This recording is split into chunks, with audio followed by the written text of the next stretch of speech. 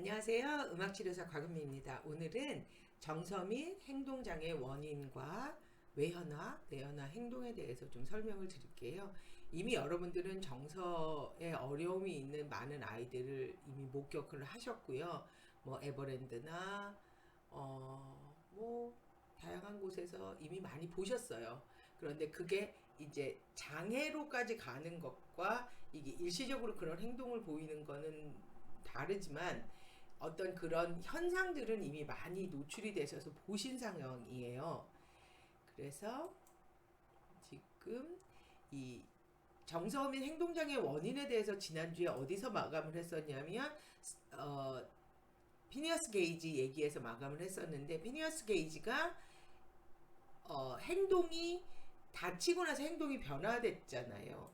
그렇다면 여기서 마감을 했었는데, 기질과 양육에 있어서 기질을 순화시키는 양육 방법, 기질을 악화시키는 양육 방법에서 지금 원인으로는 보통 세 가지를 많이 얘기하죠. 생물학적 원인, 환경적 요인, 학교 요인, 이렇게 얘기를 하는데, 저는 개인적으로 기본적으로 본인이 가지고 있는 생물학적인, 그리고 내재되어 있었던 본인이 가지고 있는 어려움 플러스 환경적인 요인과 학교 요인이 같이 나타난다고 보고 있어요. 이건 이제 개인적인 생각이지만 전혀 생물학적 원인 없이 이렇게 된다, 환경적인 요인으로만 아이가 변화한다라고는,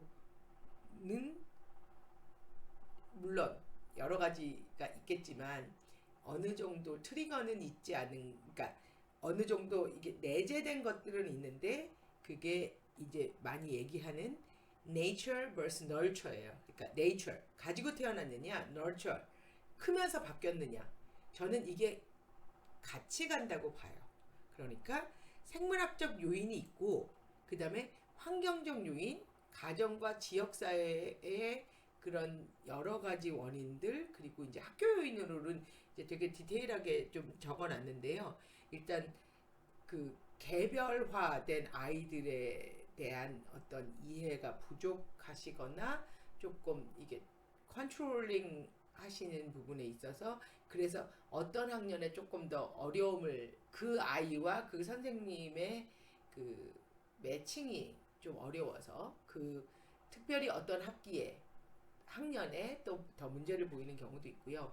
그 다음에 성취나 품행에 대한 지나치게 높은 기대도 문제가 되지만 지나치게 낮은 기대도 문제가 돼요. 12살짜리 아이가 교회에서 똑바로 앉아 있어야 된다는 적절한 기대죠. 그러나 5살짜리 아이가 교회에서 똑바로 앉아 있어야 된다, 이거는 적절하지 않은 기대죠. 그러니까 그 나이에 그 아이가 가지고 있는 펑션에 맞춰서 적절하게 기대치를 가지고 있어야 돼요.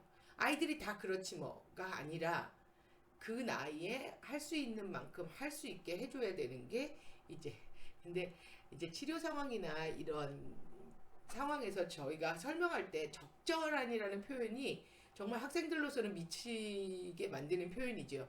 어디가 적절한지 어떻게 아냐고. 그 다음에 그 아이에게 맞지 않는 교수법이요. 그러니까 제가 두루미와 여우의 비유를 되게 좋아하는데, 이소부화에 나온 비유인데요. 두루미는 부리가 길기 때문에 접시에 있는 음식은 먹지 못하죠. 그리고 여우는 부리가, 그러니까 입이 짧기 때문에 이렇게 그 긴 호리병에 들어있는 음식은 먹지 못하거든요. 그러니까 아이에 따라서 교수법이 바뀌어야 되는데, 이런 그 개별화가 이루어지기 어려운 상황에서 아이가 본인만이 가지고 있는 어려움이 있다면 아무래도 그 아이 스스로 해결하기는 어렵겠죠. 그 다음에 이제 일관성 없는 체벌적인 훈육. 그러니까 일관성이 없다는 게 가장 문제가 되는 거예요.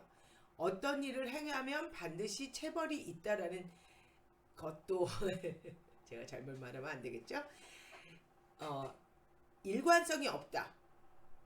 그래서 우울증의 어머님보다 조울증을 가진 부모님하고 사는 게 훨씬 더 정서에는 안 좋대요.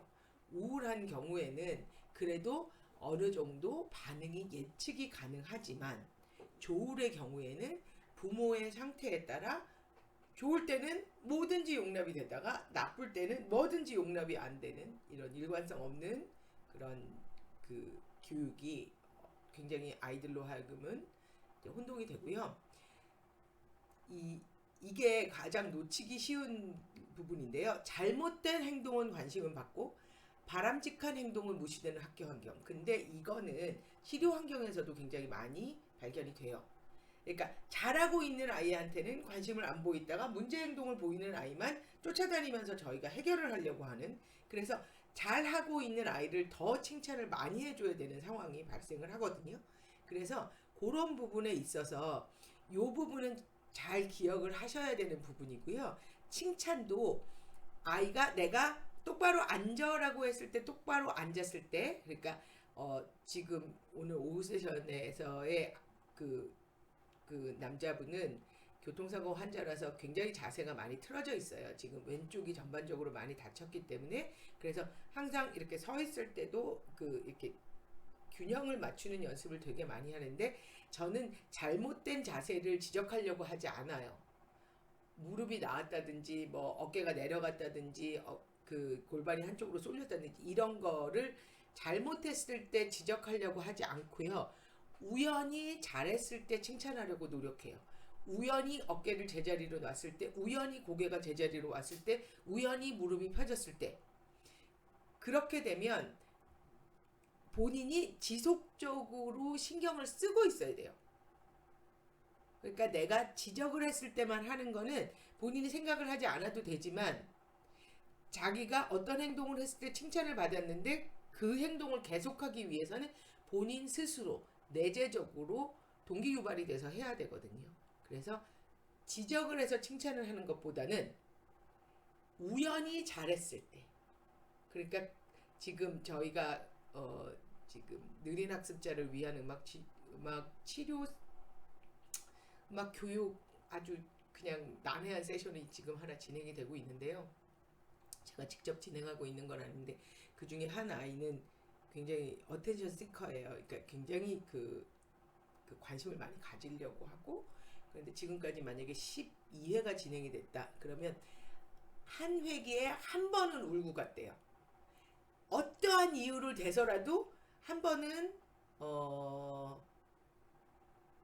그날 간식이, 자기는 떡볶이를 먹을 줄 알았는데 그날 시간이 안 맞아서 가는 길에 들고 갈 수 있게 먹는 거를 주기로 했다라는 거를 세션이 끝나갈 때쯤 알았는데 그것 때문에 울었고, 또 다른 날은 저희가 의자가 바퀴가 달린 의자가 있고 바퀴가 없는 의자가 있는데 바퀴가 달린 의자는 되도록이면 밖에 나오지 않으려고 노력하나 그날도 이제 외부에 나와 있었나 보죠. 그래서 이제 그걸 타기 시작했고, 그걸 타지 말라고 다른 애들도 말리고 선생님도 말리는데 안 되니까 이제, 그래서 어떤 아이가 그게 너무, 그런 과정들이 너무 싫으니까 얘가 잠깐 일어난 사이에 거기에 앉아서 또 울었대요. 그러니까 이런 상황에서 얘가 잠깐 잘할 때 지속적으로 지금 칭찬을 하고 있는 거예요. 그런데 전반적인 이 내담자의 상황을 봤을 때는 모든 관심이 자기한테만 있어야 되고, 그 관심이 자기한테 안 올 때는 뭐 다른 여러 가지 이유가 있겠지만 지금 저희가 조금 파악한 거로는 거기까지. 그래서 굉장히, 그러니까 저희가 어떤 때는 비장의 아동이라서 조금 더 쉬울 거로 예상했던 세션들이 더 어렵게 진행이 되는 경우에는 이런 전서민 행동에 어려움이 있는 아이들이 포함되는데, 그게 이제 이제 조금 더 이렇게 잘 참여하고 싶은 아이들과 컨플릭이 생겼을 때는 굉장히 세션 진행이 어려워지는 상황이 되는 것 같아요. 그래서 지금 이런 상황은, 이 정서민 행동 장애는 이것만 갖고 오지는 않지만 우리가 세션을 진행할 때 굉장히 많은 부분에서 저희가 문제를 가지고 있는 부분이에요. 정서행동장애를 분류할 때는 외현화되어 있다 혹은 내현화되어 있다, 내재화되어 있다라고 표현을 하는데요. 그 외현적인 행동의 문제들을 보시면 사물이나 사람을 향한 공격적 양상, 그래서 외현적 행동 문제가 있는 아이들이 훨씬 더 먼저 발견이 돼요. 과도하게 언쟁하거나 신체적이거나 언어적인 방법으로 다른 사람의 복종을 강요한다. 혹은 다른 사람을 매니플레이트한다. 조정하려고 한다. 이런 외현적인 행동 문제들을 정상적이고 합리적인 요청에 응하지 않아요. 지속적인 성질 부리기, 이게 이제 영어로는 텐트럼인데 이제 한국말로는 성질 부리기, 이게 번역이 조금 어려운데요. 지속적으로 화를 내는 거. 그러니까 우리 말로는 땡깡이라고 얘기하는데 그 표현도 별로 적절치가 않아서 지속적인 템퍼 텐트럼이라고 얘기하는데, 그 다음에 이제 조절력이 없어요. 참는다든지 기다린다든지 화장실을 가고 싶다? 가요 그냥. 그 다음에 상황에 적절치 않은 과도한 행동을 자주 보이고요. 인간관계를 유지하는데 방해가 될 정도로의 물리적이고 물리적 환경을 방해해요. 그래서 인간관계를 유지하는데 방해가 될 정도로. 그래서 지금 이렇게 이제 이 학생이 싫기 때문에 다른 학생이 안 온다든지 그런 상황이 발생할 수 있는 상황이 될 수 있고요. 이제 내재적 행동 문제는 외부로 드러나지 않기 때문에 좀 늦게 발견이 되는 경우가 있고 문제가 심각해져서야 발견이 되는 경우가 있는데, 슬픈 감정, 우울함, 자기 비하적 감정, 환청이나 환각 경험도 있다라고 얘기를 하는데, 이거를 그 정신분열증에 나타나는 환청이나 환각이라고 생각하시지 마시고요. 어떤 소리가 들린다든지 계속, 그러니까 자기를 욕하는 소리가 들리는 것 같다라고 느낀다든지 어떤 감각이 느껴진다든지 그런 걸로 조금 순화된 버전으로 생각하시면 돼요.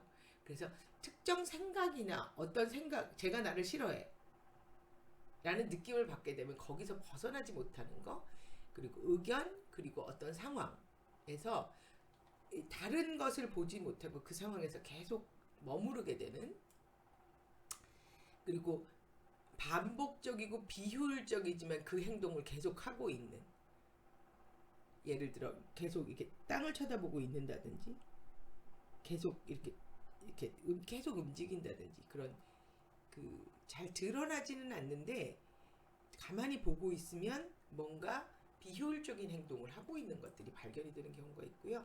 그 다음에 이제 이런 경우는 조금 바깥으로 보여지는데 갑자기 울거나 자주 울거나 상황에 전혀 예측하지 못한, 이게 그렇게 화나는 일일까? 그 떡볶이 사건처럼요.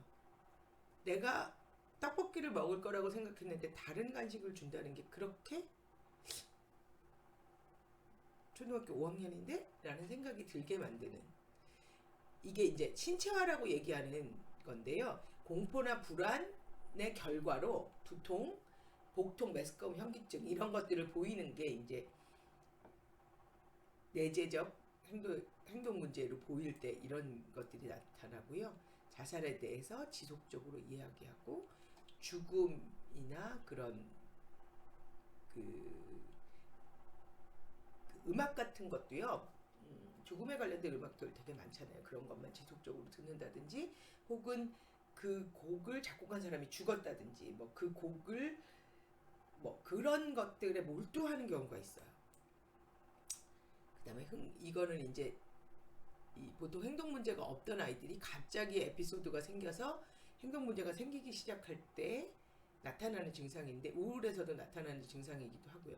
흥미를 보이던 활동에 관심이 확 줄어드는 그런 경우가 생기죠. 여기서는 외현적 행동 문제하고 다르게 유지하는데 방해가 되게 위축되거나 회피. 뭐 3살, 4살쯤이면은 새로운 사람을 만나거나, 요새는 이제 온라인에서 만나다가 오프라인으로 만나게 되면, 요번에도 그 아기 하나가 3살짜리인데 저랑은 되게 이제 뭐 전화도 자주 하고 했었는데 실제로 만나니까 엄마 뒤에서 절대 안 나오고 내가 만지지 못하게 하고 그런데 그런 거는 3살에서는 너무나도 당연한 반응이죠. 그런데 이게 이제 나이가 더 들어서도 나타나면 그게 이제 문제가 되는 거죠. 자, 그 다음에 그래서 요런 것들이 이제 DSM-5에 나타나는 그 병명으로는 이제 DSM-5에는 주의 집중 장애, 과잉 행동 장애 이제 유형이 두 가지로 나눠지는데요. 부주의 유형과 과잉 행동 충동적 유형, 그다음에 적대적 반항 장애, 품행 장애 이런 것들이 외현화의 문제로 나타나는 이제 DSM-5에 분류고요. 내현화의 문제에서는 분리불안 장애, 범불안 장애, 사회적 공포증, 강박, 충동장애, 특정공포증, 공황장애, 주요 우울장애, 선택적 한목증, 섭식장애 이런 것들이 모두 내현화의 문제들이에요. 이런 거 하나하나는 여러분들이 다시 살펴보셔야 되는 내용이고요. 이거에 대해서 공황장애 요새 주요 공황장애가 지금 굉장히 많이 늘어나고 있는데 이거에 대해서도 이게 지금 음악 치료가 굉장히 넓고 이거를 치료하기 위해서 또 굉장히 깊이 들어가야 되잖아요. 그래서 지금 이렇게 훑고 지나가는 이 수많은 것들이 여러분들이 다시 들어가서 공부하면 안에 내용들이 굉장히 많아요. 그런데 지금은 완전히 무슨 지도에서 저기 유럽 있어 하는 정도로밖에 못 보여드리고 있는 거예요. 유럽 안에 나라가 얼마나 많아요. 그러니까 지금 여기서 보여드리는 건 정말 수박 겉핥기보다도 더한 상태로 지금 지나가고 있고요. 저희가 여기서 고민해야 되는 건 그렇다면 나에게 공황장애의 아이가 왔다면 나는 그래서 어떻게 해야 하지? 이걸 지금 고민을 해야 되고 여러분들이 사실 궁금하신 건 그래서 우리가 어떻게 해야 하지? 이걸 거예요. 그래서 지금 제가 유튜브 이렇게 분석된 걸 보니까 보통 15분 넘어가면 많이 힘들어들 하시더라고요. 그래서 조각조각 내서 짧게 갑니다. 그래서 오늘도 여기서 마감입니다. 그래서 매주 수요일 8시 30분에 업로드 되고요. 9시에는 줌 열겠습니다. 오늘은 지금 같은 날 녹화하고 있어서요. 오늘도 이따 밤에 뵙겠습니다. 안녕히 계세요. 감사합니다. 쭉.